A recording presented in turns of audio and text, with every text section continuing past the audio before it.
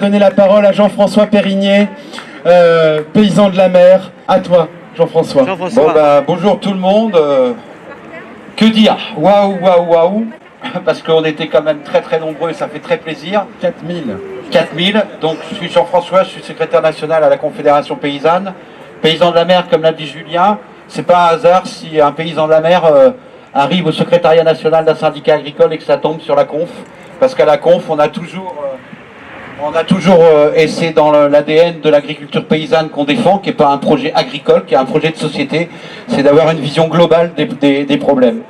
Je voudrais juste, je ne vais pas répéter ce qui a déjà été dit, parce qu'il y a beaucoup de choses qui ont été dites, je voudrais juste revenir sur deux notions qui ont été dites lors des précédentes prises de parole, qui me paraissent importantes pour les approfondir. Quelqu'un a parlé de démocratie, je pense que c'est Yannick, mais aussi José, et moi je voudrais juste vous rendre le témoignage des dernières atteintes à la démocratie.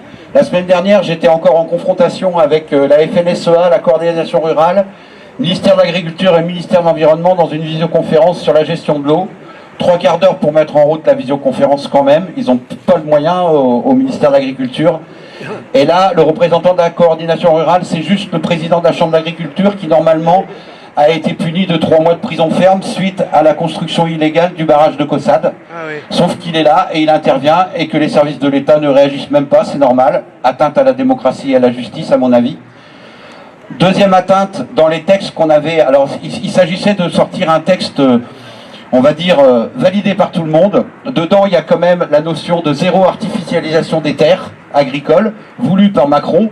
Ceci dit, Macron, en 3 ans et demi de mandat au national, j'ai quand même fait 4 ministres de l'Agriculture et 4 ministres de l'Environnement, donc on peut se poser des petites questions sur sa véritable volonté. Ceci dit, il y a quand même marqué zéro artificialisation des terres agricoles. On parle de 200 projets de bassines, une moyenne de 10 hectares par bassine, 2000 hectares de SAU, de surface agricole utile, qui vont disparaître au détriment d'installations de jeunes, alors qu'on sait que dans les 10 ans qui viennent, il y a 50% de la population agricole qui va partir à la retraite.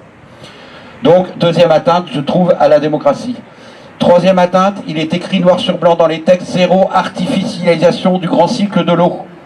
Alors, autant on peut dire qu'un barrage, s'il y a trop d'eau, on va faire un lâcher d'eau, autant on peut dire qu'une retenue collinaire, alors, j'en parlais tout à l'heure, une retenue collinaire, quand elle va être pleine, l'eau va redescendre dans le ruisseau. Une réserve de substitution, ça s'appelle une réserve de substitution, qui n'est pas de substitution, mais bref, c'est de l'eau vraiment kidnappée, et là, il y a effectivement artificialisation du grand cycle de l'eau. Et ça, c'est insupportable. Quatrième atteinte à la démocratie, Julien nous avait bien conseillé de ne faire, de surtout pas rentrer dans la propriété des deux agriculteurs qu'on allait croiser sur notre chemin. Vous avez vu, on ne serait de toute façon pas rentré, et ça s'appelle la cellule Déméter.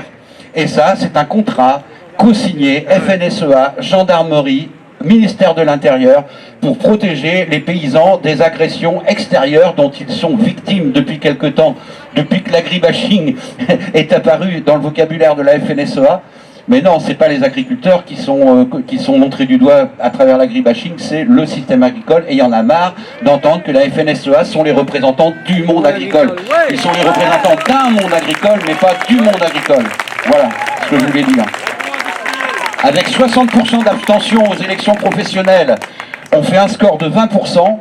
Je pense que dans la totalité de la population agricole, on représente largement 40% des paysans d'aujourd'hui, parce que toutes les installations qu'on voit venir à travers nos réseaux d'accompagnement dont on a parlé tout à l'heure, la FADEAR et les ADAR, sont tous des gens qui s'installent sur le modèle de l'agriculture paysanne prônée par la Confédération paysanne. Bon, ça c'était pour l'aspect démocratie. Ensuite, je remercie vivement mon ami Benoît de son petit speech sur les paysans de la mer, c'est hyper important. Je voudrais juste aller un tout petit peu plus loin que ce qu'il a dit. Il a raison de dire que quand on produit des huîtres ou quand on produit des moules, on est sur un métier similaire à l'apiculture, parce qu'on élève. Avec beaucoup de guillemets, parce qu'on est plus cueilleur qu'éleveur, puisqu'on n'apporte pas d'aliments, on n'apporte pas de médicaments, on ne travaille pas le milieu naturel dans lequel nos coquillages sont élevés. On a de la chance, ce sont les pâturages qui circulent autour des animaux, on n'a même pas besoin d'aller les garder. Donc tout allait bien. jusqu'à ce que cette agriculture industrielle se mette en place. Et effectivement, on est comme les abeilles parce que nos animaux sont des animaux sentinelles. Et quand depuis 2006, vous vivez tous les ans avec entre 60% et jusqu'à 98% de mortalité en 15 jours sur les moules en 2014, tiens, comme par hasard, dans la baie de l'Aiguillon, c'est juste là où dégueule la Sèvre niortaise, ça pose question quand même. Et qu'une profession, enfin une toute petite minorité d'une profession puisse kidnapper l'avenir de professionnels qui travaillent en mer, ça c'est intolérable. Mais à travers nos coquillages, ce qu'on voudrait dire, c'est que c'est pas nous les plus à plaindre. Les pêcheurs sont aussi à plaindre. Toutes les zones d'estuaires sont des zones de frayères et des zones de nurseries. Toute la faune marine se reproduit dans les zones d'estuaires. Et nos estuaires sont devenus ni plus ni moins que la fosse septique de tous les bassins versants. Il n'y a pas que l'agriculture, il y a aussi les stations d'épuration, il y a aussi la bétonisation des parkings de grande surface et le pluvial qui dégueule direct à la mer comme ça. Vous dire aussi que l'eau qui arrive par les fleuves, c'est le sang qui irrigue l'océan. C'est que cette eau-là, elle amène des sels minéraux qui sont indispensables au démarrage de la vie de l'océan qui s'appelle le phytoplancton. Personne ne cause jamais du phytoplancton. Ce phytoplancton, il produit les 3/4 de l'oxygène de la planète. Dites-le-vous bien, ce phytoplancton, c'est la nourriture de nos coquillages. Nos coquillages, c'est quoi? Comme les coraux et comme les algues calcaires, ce sont des animaux qui fabriquent du carbonate de calcium. Carbonate de calcium. Dedans, ça vous sonne pas? Carbone. C'est des puits de carbone. Et ce carbone-là, contrairement à un arbre qui va le relarguer quand on va le brûler dans la cheminée, ce carbone-là, il est stocké à des échelles de temps géologiques. Donc, tuer tous les animaux calcaires, alors, et en plus, l'océan, c'est le moteur du climat. Donc quand on agit sur l'eau à terre, on agit sur le climat. Parce que c'est le moteur, c'est l'océan qui régule le climat. Voilà grosso modo ce que je voulais dire. Et en conclusion, pour faire plaisir à un autochtone d'Oléron qui est venu aujourd'hui, il est venu sur le continent pour défendre la cause de Bastille Non Merci.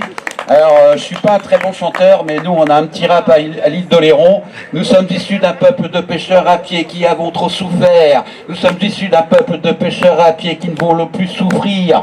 Nos Bassaran! Ouais. Merci Jean-François. Ouais.